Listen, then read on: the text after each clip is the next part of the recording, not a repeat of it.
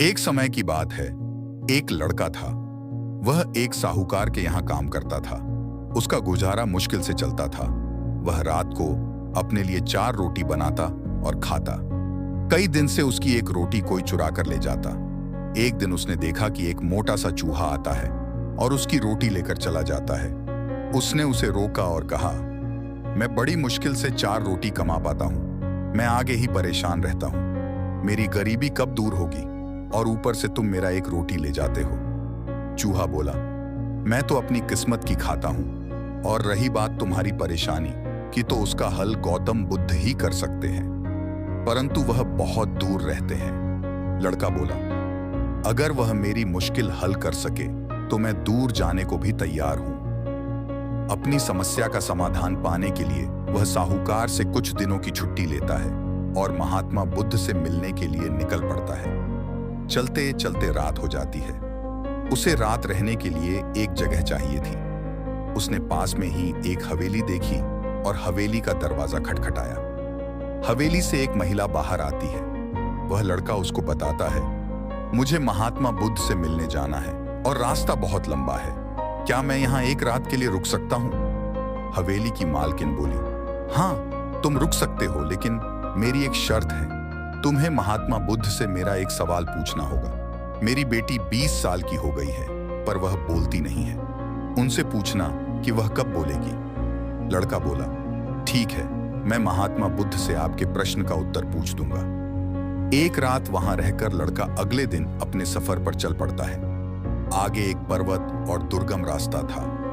वहां एक जादूगर तपस्या कर रहा था।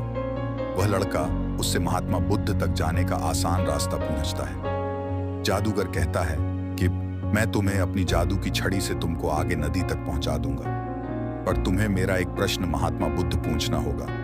मैं 1000 साल से तपस्या कर रहा हूं, मैं स्वर्ग कब जाऊंगा? लड़का उसकी बात मान लेता है और जादूगर उसे नदी तक पहुंचा देता है। नदी को पार करते ही बुद्ध का आश्रम था। वहां एक बड़ा सा कछुआ था। उस लड़के ने कछुआ से कहा, मुझे महात्मा बुद्ध के आश्रम तक जाना है, मुझे अपनी पीठ पर नदी पार करवा दो। कछुआ बोला, नदी तो मैं पार करवा दूंगा, परंतु तुम्हें महात्मा बुद्ध से मेरा एक प्रश्न पूछना होगा। मैं 500 साल से नदी में हूं, मैं ड्रैगन कब बनूंगा?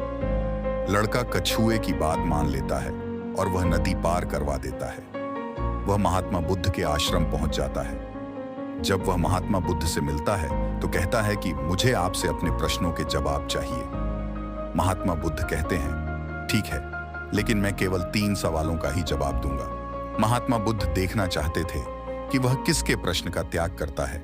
उधर लड़के के मन में द्वंद्व चल रहा था कि मैं किसके सवाल का त्याग करूं।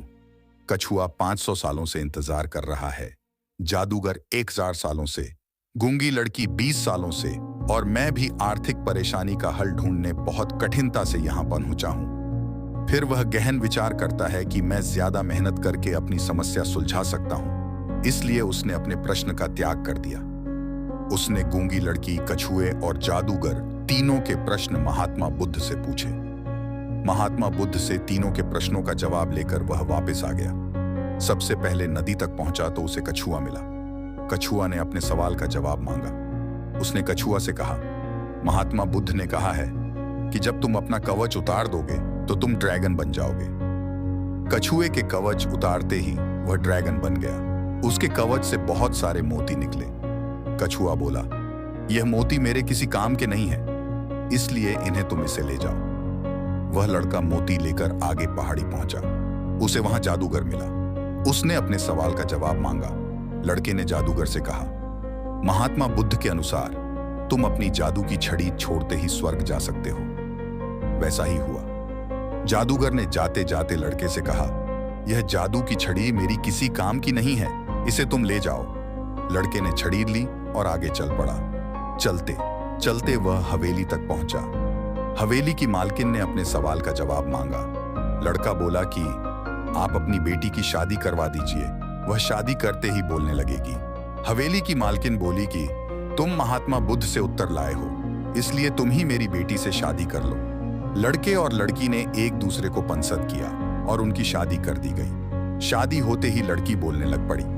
इस तरह लड़के ने 3 लोगों की मुश्किलों को देखकर अपने सवाल का त्याग किया। उसे त्याग के फल में मोती के रूप में पैसा, छड़ीट के रूप में शक्ति और एक रूपवान पत्नी मिल गई। ये कहानी हमें बताती है कि किसी की मदद के लिए ज्यादा साधनों की जरूरत नहीं होती और त्याग का फल हमेशा मिलता ही है।